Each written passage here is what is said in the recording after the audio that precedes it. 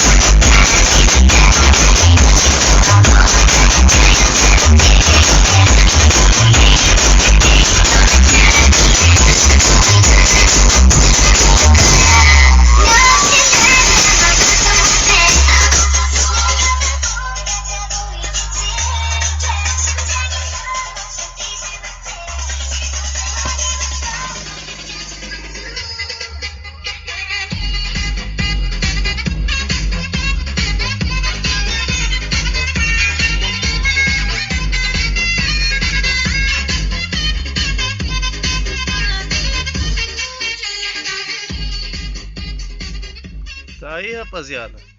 Pra quem tinha dúvida aí se esse modo aí toca alguma coisa não. Olha, pra tocar aí um triozinho aí toca de boa.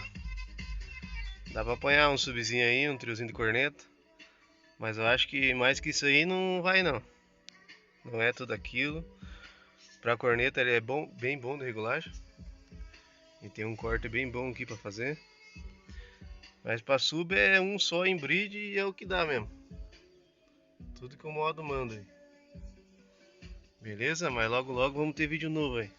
Vamos montar um projeto aí de som forte mesmo. Valeu, um abraço pessoal.